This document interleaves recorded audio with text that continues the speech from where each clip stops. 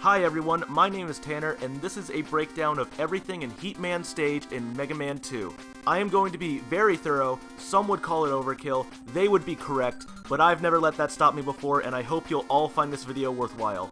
Real quick before we begin, I previously made a video like this for Bubble Man stage in the same game. You do not have to watch that video to watch this one, I will only reference it twice. So, with all the formalities out of the way, let's go straight to Hitman stage.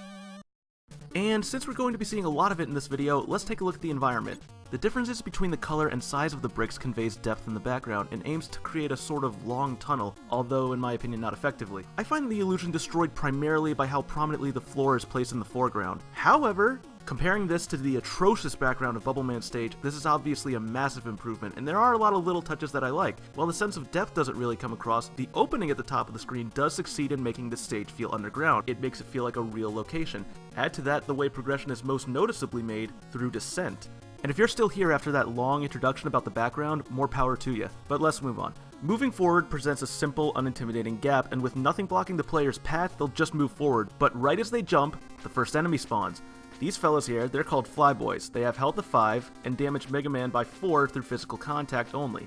They hover in place for a moment, then fling themselves at Mega Man, then repeat, and they'll repeat as long as they are on screen. Like most Mega Man enemies, they'll vanish as soon as you get them off screen. It's a bit questionable to have an enemy that can damage Mega Man so much as the first enemy in the stage, but they stand still for so long, barely rising up before launching themselves, making themselves an easy target. The player can also simply run past them at first, but as they move forward, a second one appears. Even if the first Flyboy is destroyed, it'll simply respawn, and the player has to realize that they'll have to focus solely on forward progression instead of the enemies from behind.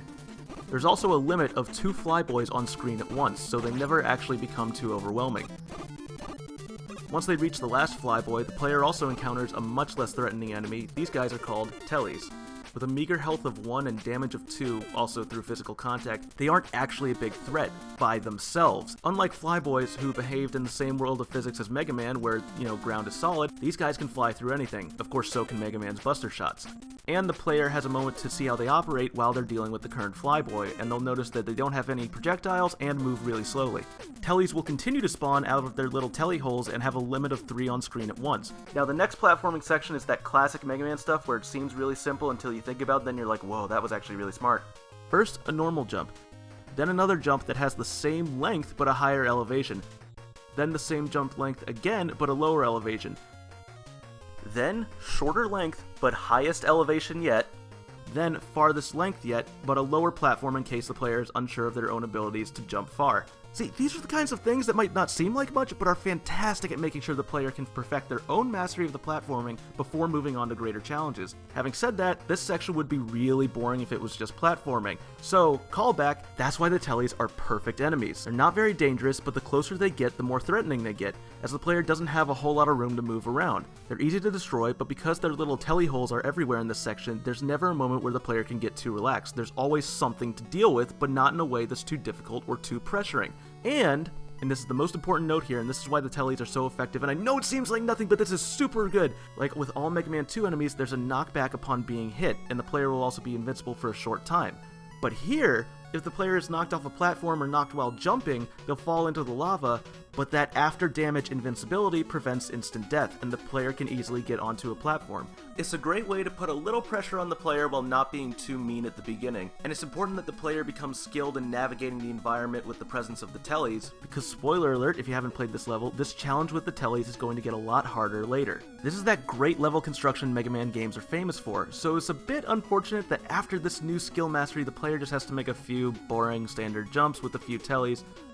That's really just too easy. It doesn't feel rewarding, it just feels like a little bit of padding. Once the player gets near the edge and sees the lava drop, there's no more safe zones, but also no more telly holes to knock the player down. Now unlike those last few jumps with the tellies, this section relies on how good you became at gauging the relationship between jump height, elevation, and distance. This area also serves as the first break from attacking enemies, but upon reaching the next area of solid ground, the player encounters a new enemy, Springers, a more passive but still dangerous enemy. When a Springer is at a different elevation than Mega Man, they move along the ground at a slow rate, but as soon as Mega Man gets on their level, they speed up. So the player must move quickly to get up the next set of platforms that act as stairs. Springers move 1 pixel every 2 frames, 1/15 of a second since this game is running at 30 frames per second. Springers themselves are 15 pixels in length. The area for the lower springer is a total of 66 pixels long, while the top is 64 pixels long. The springer cycle can be summed up like this. Stage 1, they don't move. Stage 2, they do move.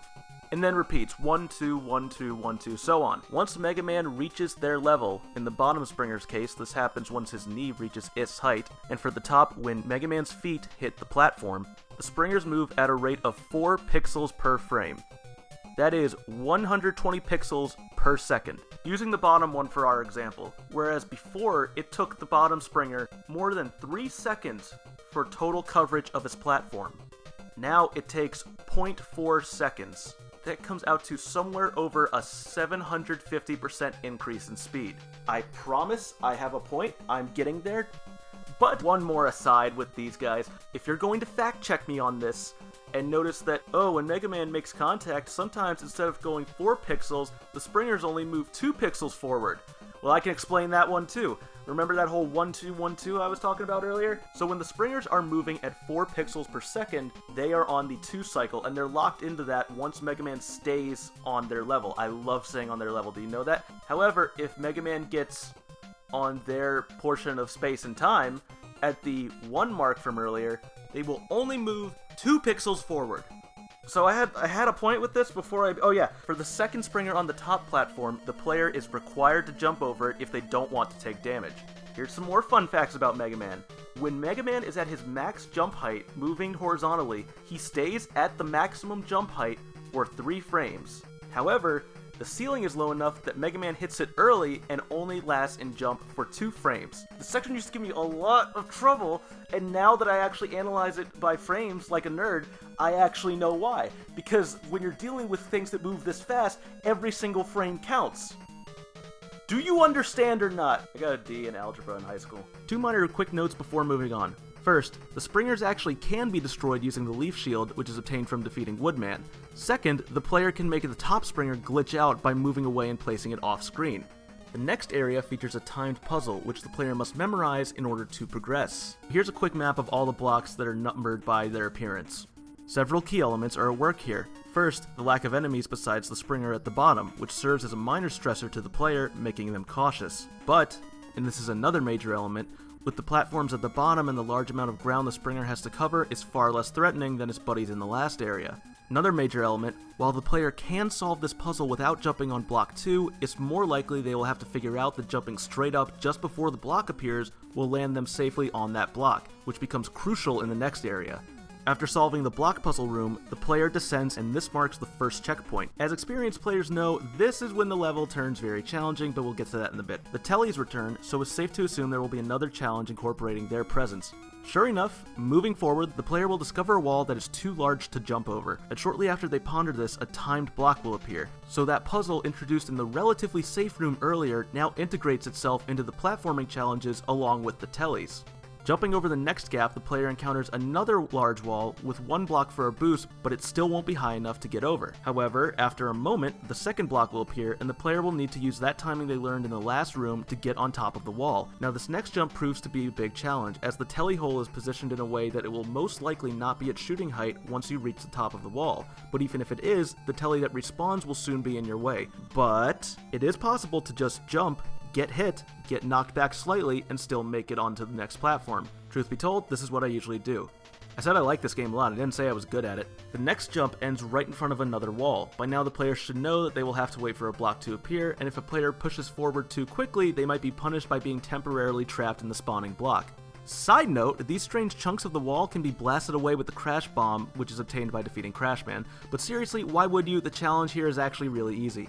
The next giant wall mimics the giant wall from earlier, but with a new trick. The blocks on this part of the wall are timed differently. Block 1 is business as usual, but block 2 doesn't appear right away, and when it does appear, block 1 disappears. The timing to overcome this obstacle can be slightly tricky, and the tellies, once again, keep the player on their toes, albeit fairly passively. The last part of this section appears far more difficult than it is. A block appears over the pit, so mistiming the jump will lead to instant death. But the block remains there for a relatively long time, and the one telly that spawns barely poses a threat. So, with all that in mind, the player is on their way, happy to be finished with the disappearing blocks.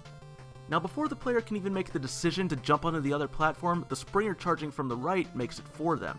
This makes sure the player is ready for even more fun timed block platforming. Do you hear the enthusiasm in my voice? Because I don't. This is the infamous area of Hitman stage, but honestly, I find it pretty easy with one major exception. For now, there's actually not much to say about this puzzle except it requires trial and error and faith. Or, of course, the player can just jump to the bottom where the springer won't respawn and just follow the puzzle while resting safely on solid ground. If the player doesn't do this, they'll have to memorize the pattern one mistake at a time. And this part of the puzzle requires that earlier jump straight up before the next block appears technique. The deadly lava only appears after the player has mastered the first part, so at the beginning, falling is non-lethal. Once Mega Man is actually standing over the lava, the platforming becomes much simpler, although the long wait between the next block appearing will likely have the player making those leaps of faith I mentioned earlier. But for the most part, it's pretty easy to predict where the next block will appear. Also, what a tease! For real, the designers put this very tempting extra life for you to die on. Unless you have one of the items that lets you move over gaps, you'll be trapped, forced to die, restart at the checkpoint, and do it all over again. They even had one of the blocks slightly lower to make sure you'd think, oh, it's not so far away, I can totally get an extra life. I'm Mega Man. I'm the Blue Bomber. I'm the Sundance Kid. I'm Mighty Number 9. Moving on, aside from the 1-up conundrum, is fairly standard platforming until block number 3 on the lower level. After the first blocks, you would be forgiven for thinking the next block will appear in a similar area. Nope. No. Not at all. The block appears at a slightly higher elevation, but more importantly, this block appears right above you and sends you crashing down into the abyss. This is the only part of the stage that comes across to me as a true cheap kill. Instead of doing one last interesting block puzzle, the only interesting thing the designers did here was test the player's patience, and not in a good From Software kind of way. Strangely, even though the disappearing blocks has emphasized patience and waiting to learn what the pattern is, if you jump ahead on pure faith alone, you're actually very likely to land on the next block just fine. So in fairness, it's totally possible not to die on your first time, but it's still kind of unlikely. Anywho, more simple platforming gives way to another descent, and this introduces another questionable element to the level. A new, punishing enemy that the player might not have countered yet if this is their first level. This is a Sniper Joe in sniper armor, with health of 20 and physical attack of 8 damage. The Sniper Joe itself has health of 10 and range damage of 2. While in the armor, the Sniper Joe fires 4 projectiles which can also damage Mega Man. The player can try to fight it, forced to dish out and take a lot of damage, or use temporary invincibility to just run right through. It's a strange choice, and I have a feeling it's because the majority of danger in the second half of the level was from falling, and the designers wanted to damage the player a bit before fighting Hitman. Look, not to play armchair game designer here, but I think this would have been a great moment to bring things full circle with the Flyboys. Maybe incorporate them into the block puzzles somehow? I don't know, I didn't design this game, okay? I'm just talking about it on the internet. Honestly, not much to say about this room before Hitman. I mean, it's just kind of empty and there's a door. You know, what it is, who cares? Let's move on. More interesting stuff ahead. Finally, we reach Hitman. This boss starts off intimidating before becoming quite easy. First, he throws fireballs at Mega Man, which turn into pillars of fire on contact with the ground. When Mega Man hits him, he flames on for a moment, during which time he's invincible, then charges at the player as a streak of fire, then turns back into his normal self to shoot more fireballs. The fireballs are a bit tricky to dodge, particularly the first ones. The bigger danger is while they're first damaged by the fireballs, they won't realize that just one hit from Mega Man's Buster triggers Hitman's fire streak. The player can also exploit Hitman's quick-to-fire streak pattern by shooting him right after he turns back to normal before he throws his fireballs for a relatively easy fight, although it can be difficult for the player to gauge how long it will take him to turn into a streak. Also, shocker, using the bubble lead obtained from Bubble Man makes this fight much easier. Like all the boss fights in this game, it's very likely that the player will take damage, but as long as they dodge the fireballs enough, they'll be fine. And, after some good timing, that's the end of Hitman.